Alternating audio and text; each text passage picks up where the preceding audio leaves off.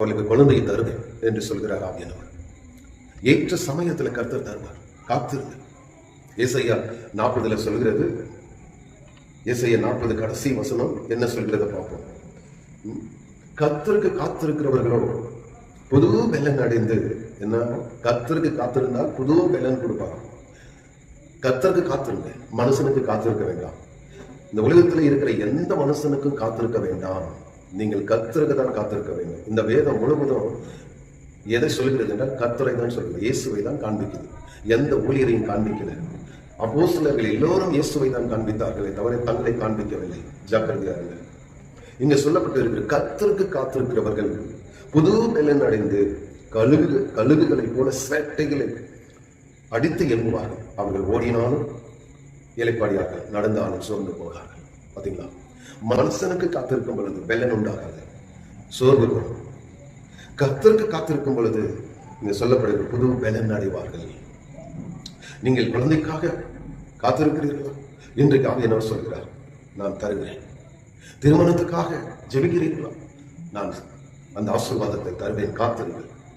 வேலைக்காக, திருமணத்துக்காக, குழந்தைக்காக, படிப்புக்காக, வெளிநாட்டு செல்வதற்காக அநேகர் நீங்கள் ஜெபிக்கிறீர்கள்.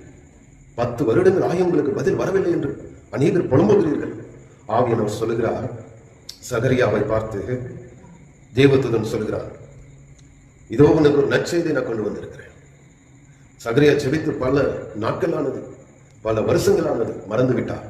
ஆனால் அவனுடைய ஜெபத்துக்கு சரியான சமயத்துல தூதன் வந்து, காபிரியேல் தூதன் கொண்டு வந்து நற்செய்தி கொடுக்கிறான். உனக்கு ஒரு குமாரனை கொடுப்பேன், அவன் பெயர் யோவான் என்று பெயரிடுவாயான். அதை போலதான் உங்களுக்கு ஒரு தூதன் இறங்கி வந்திருக்கிறார். உங்களுக்காக தூதன் இறங்குகிறான். அவன் நற்செய்தி கொண்டு வர போகிறார். காபிரியேலின் தூதன் உங்களுக்காக ஒரு நற்செய்தி கொண்டு வர போகிறார். ஓ க்ளோரி ஜீசஸ். என்னுடைய தேவன், என்னுடைய தகப்பன், என் இயேசப்பா இப்போது சொல்கிறார், இதோ என் தூதனை அனுப்புகிறேன். காபிரியேலின் தூதனை நற்செய்தி உங்களுக்காக கொண்டு வர கடலிட்டு இருக்கிறார். காத்திருங்கள். தேவதூதன் உங்களுக்காக ஒரு நற்செய்தி கொண்டு வருகிறார். மேற்கிலும் கிழக்கிலும் வடக்கிலும் தெற்கிலும் இருக்கிற தேவ ஜனமே, இந்த செய்தி உங்களுக்கு தான். 4 திசையிலும் இருக்கிற ஜனங்களுக்கு நான் சிறையிருப்பிலிருந்து விடுதலை தருவேன். சிறைப்பட்டு இருக்கிறவர்களை விடுதலை ஆக்குவேன். கட்டுண்டானவரை கட்ட வைப்பேன். உங்கள் மேல் இருக்கிற நுகத்தை முறித்து உன் கட்டுகளை அறுப்பேன் என்று கர்த்தர் சொல்கிறார்.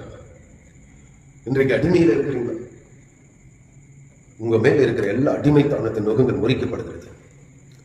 ஹல்லேலூயா.